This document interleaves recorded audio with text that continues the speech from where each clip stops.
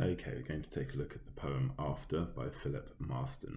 When we're writing about the poet, best to refer to him either simply by his surname, so Marston, or you can also just say the poet.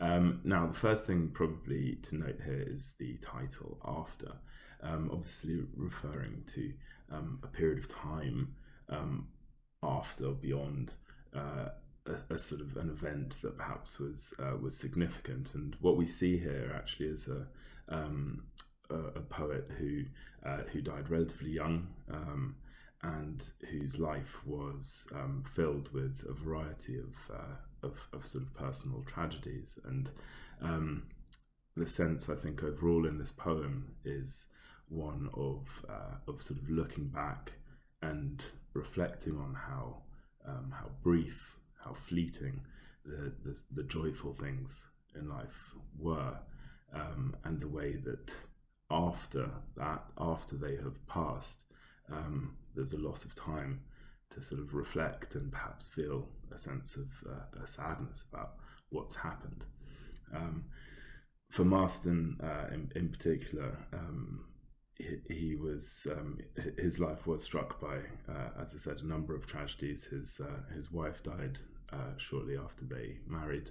And two of his sisters also died of the same disease.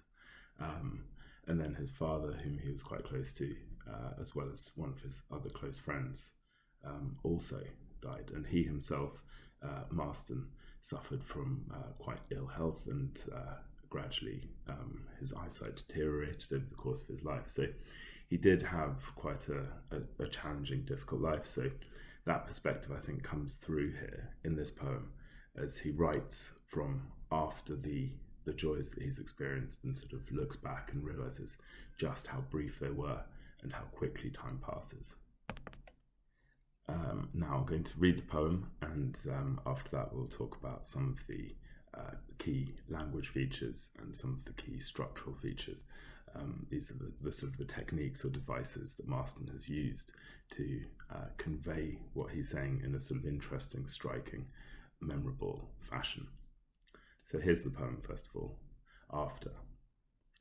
A little time for laughter, a little time to sing, a little time to kiss and cling, and no more kissing after. A little while for scheming love's unperfected schemes, a little time for golden dreams, then no more any dreaming.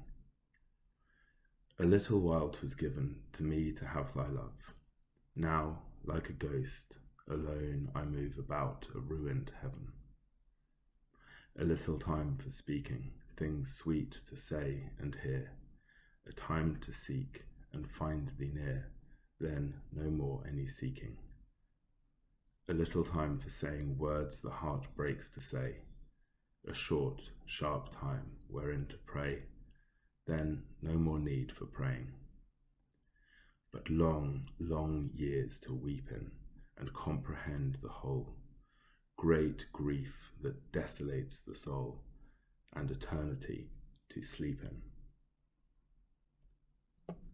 So hopefully there you can get a sense perhaps of the tone of the poem, that sense of sadness and grief that the speaker, the poet, feels looking back on the briefness of joy in his life.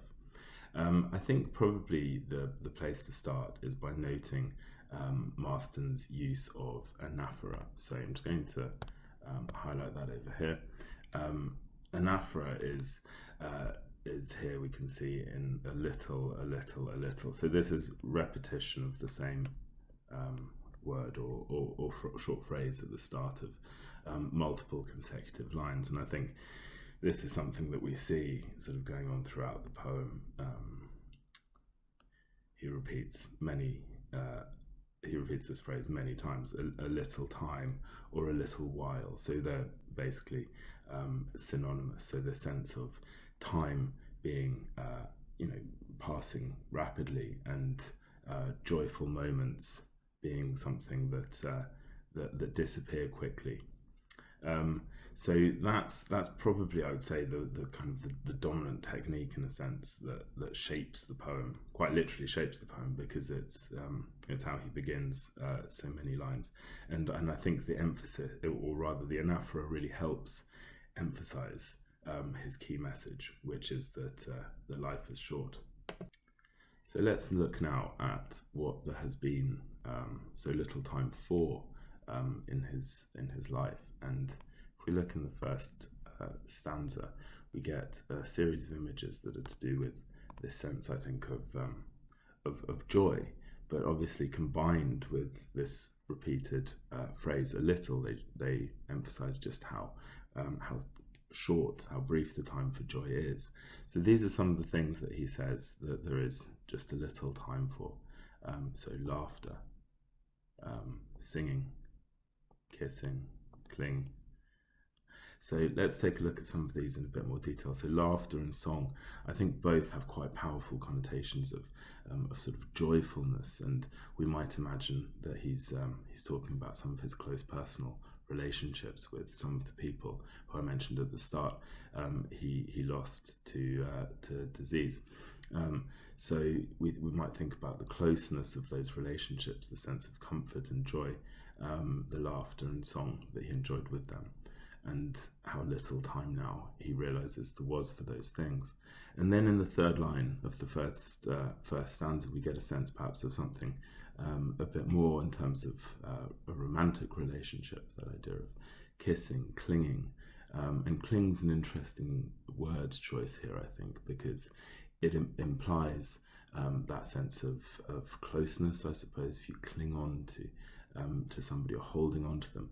But there's something almost a bit fragile about the word as well, a sense that if you're clinging, but all the time there's an awareness that whatever it is you're clinging on to can't be held and will eventually sort of disappear. And then we get this quite stark line, which again he almost sort of repeats at the end of the second stanza as well. So he says, "And no more kissing after." And so then again we have that word from the title, after, the vantage point, if you like, from which he's now looking back and realizing that that these joys have gone, have disappeared. It's quite a stark sort of phrase as well, I suppose, at the end. "And no more kissing after." There's a kind of a finality to it, if you like. So I think this is the first time Marston sets up, I suppose, this contrast, which I've talked about here, between fleeting joy, and I think that's quite a good word to have here when you're analysing the poem, the sense of joy that passes quickly, that isn't going to sort of last for extended periods of time. So fleeting joy, and then this "and no more kissing after." There's a sense of the extended pain, the kind of the extended period of sadness. All of this after. In the second stanza, Marston develops, I think, some of the sense of what the joys he did experience were. So he says, "A little while for scheming, love's unperfected schemes." This is again quite interesting. I think he's probably talking here about again a romantic relationship, and perhaps we might think about the fact that he got married, but that his wife died quite quickly afterwards. This sense that they had these schemes, these hopes, these plans, if you like, for the future, but they've remained unperfected. So there was never really a chance to put these schemes into action, and so they just remain these sort of unperfected, incomplete hopes. And the second two lines of the second stanza sort of develop that idea a little bit, and we get that connection between schemes and dreams. "A little time for golden dreams, then no more any dreaming." So this is, again, I think, quite an important image here, the idea of golden dreams, and we think about all of the kind of the glory associated with that, the sense of beauty, of hope maybe in that phrase, but remember there was only a little time for this. And then again, we get an echo of the end of the first stanza, then no more any dreaming. And again, that word any here perhaps is quite interesting. No more any dreaming, there's no more dreaming whatsoever. And so again, I think here he highlights the contrast between fleeting joy and the sort of the extended pain of the aftermath of looking back from later on. In the third stanza, the poet becomes more specific about what he's lost. He says, "A little while 'twas given to me to have thy love." So here he sort of addresses who we assume is his wife, whom he lost. So thy love, he sort of seems to be addressing her directly in her absence. And without it, without her love, he says, "Now, like a ghost, alone I move about a ruined heaven." And I've noted this simile because I think it's quite an important one. This is the effect, I suppose, on him of his loss. He feels like a ghost, and we might think about what the connotations here are. Is it that he's sort of alive in some ways, but in some ways he feels dead. He feels like the loss has been so great that it's almost sort of taken away the joy from his life, and so he's left just sort of, we might imagine, kind of drifting around like a ghost. And again, I think that's sort of emphasized with this word alone, the sense of loss, the sense of being without his wife. Alone I move about a ruined heaven. Now, I've again picked this up as its own language feature, the idea of a ruined heaven that he's moving around in like a ghost. I think this is quite interesting. We could say it's an oxymoron, I think, because of the kind of the opposite effect of the two words heaven, which implies somewhere sort of beautiful, perfect, and ruined obviously is the opposite. If something's ruined, it's far from perfect. And so again, we get a sense of perhaps what he had, this heaven, but the way that time and fate, if you like, have ruined it. And so he's sort of left with the memories that are heavenly in some ways, the memories of what joy he had, but sort of reality has ruined those. And again, that word ruined, I think, is quite strong, implying a kind of real destruction of what he loved. And I think in this third stanza, that's referring particularly probably to his wife. Okay, so just before we move into the fourth stanza, I thought it'd be a good moment to pick up on some of the rhythm here in this poem. Don't want to comment on too much, but just a couple of things that you might want to talk about when you're analysing the language of the poem. So we talked about the anaphora here in a little time, a little time, a little time. And here at the start of stanza 4, the same phrase crops up again. And if you listen to the rhythm of that phrase, a little time, a little time, a little time, it's very sort of strict iambic, a very strict iambic rhythm. I'm just going to jot that word down in case we need to spell it. In fact, it's here already, isn't it, actually? So there you go, with an I at the start. And I think, again, if we think about what the effect is here of that iambic rhythm, perhaps we could say that it mirrors the kind of relentless march of time, the fact that time never sort of stands still. These moments of joy, they come and then they go quite quickly. And the rhythm here perhaps echoes that a little bit. And then equally, quite a lot of the lines end with these sort of weak, unstressed endings. And if we were going to comment on those, we might say that it has the effect perhaps of creating a sense of something not quite complete, something a bit unfinished. a bit like the sort of the unperfected schemes, or the golden dreams that are gone as well. So if you want to bring an analysis of the kind of rhythm of the poem, then that could be something to talk about, I think. Stanzas 4 and 5, I think, work.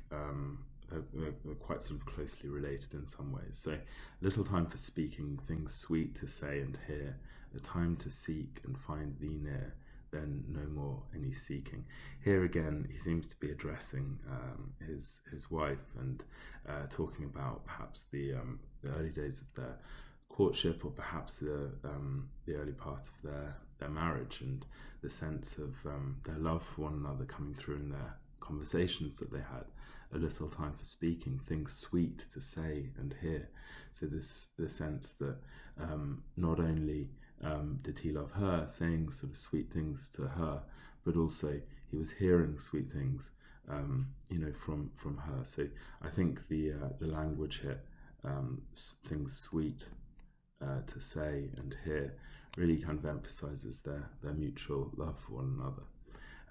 And there's a sense, even perhaps I think in the next two lines, of a kind of playfulness and a joyful part of their relationship, time to seek and find thee near. So sort of this idea of looking for her and then finding her, and the joy we can imagine he might have felt, and that they felt, being with one another. And then again we have a bit like we had in stanzas 1 and 2, this sort of repeated structure. Then no more, and this time it's no more any seeking. So he's saying here that he didn't look for, presumably again we can infer, because she was gone. And then in stanza 5 we see perhaps a clue as to what happened, and we know that his wife died from consumption, from tuberculosis. And here he says, a little time for saying words the heart breaks to say. So he doesn't say explicitly what he's talking about here, but we can imagine this might be a kind of a final farewell, maybe. He has had little time, perhaps, when she was ill, to say his goodbyes, words the heart breaks to say. So we can imagine the immense sadness there. A short, sharp time wherein to pray, then no more need for praying. So again, here perhaps we can imagine what this is referring to, perhaps her illness, and the sense of praying perhaps to God for a cure, or for some sort of some more time, I suppose, with her. But then that time was only short and sharp, and I think both of those words we could comment on again, because I think they emphasize that sense of the speed with which time passes. A short, sharp time wherein to pray, as in a short, sharp time to pray, then no more need for praying. And from there, I think we can infer that perhaps this is the point at which he's sort of looking back and remembering the passing of his wife. And then this final stanza.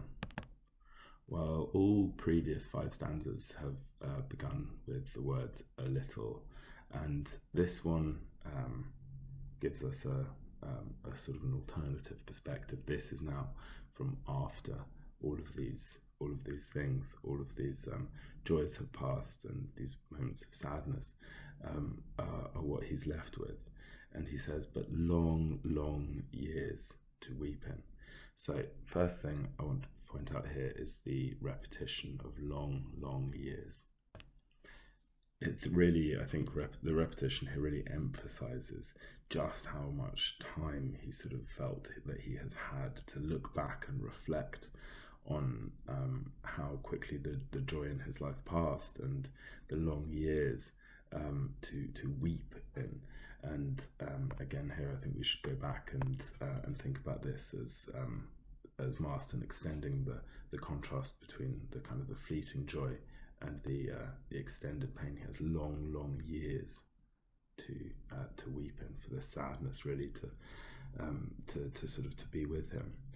and comprehend the whole great grief that desolates the soul, and eternity to sleep in.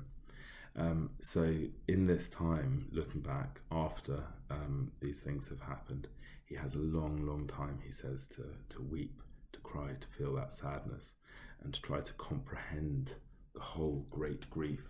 And this is quite interesting here. I think the alliteration in great grief really sort of adding a bit of impact to the vast sense of sadness that he feels. It's interesting as well, I think, to pick out his use of the word desolates as a verb. I think the meaning here is to absolutely sort of ruin or destroy something. And so he's saying this great grief is desolating or destroying his soul. So I wanted to also mention the use of assonance here. So the repeated vowel sounds in long years, to weep, and here as well we have a sort of the extended vowel sound, and even in great grief, in the middle there we have these extended vowels, and I think here what they do is help convey that sense of how much time there is after the joy, how much time there is to sort of to think and to sort of to feel saddened, and the grief, that sadness, then that verb desolates the soul, actively sort of destroying the soul and sort of ruining his happiness. And then this final line, eternity to sleep in.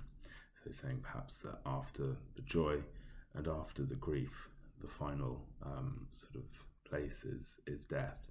And that's how I read that line, that eternity to sleep in. Now, I was initially going to talk about hyperbole, and I just realised that I hadn't sort of mentioned anything to do with it. And I think, whether or not we think he's being sort of hyperbolic, or that there's a sort of a slight exaggeration to it, is depends on how sort of convinced we are, I suppose, by the authenticity of his feelings. But actually, if we wanted to, we could say that the words "the heart breaks," to say, this, it's very emotive, certainly. So maybe hyperbole is unfair, but certainly very strong emotive language here, conveying his sadness. Anyway, I hope that was a useful run through the video, through the poem rather. Do feel free to leave any comments if you have questions.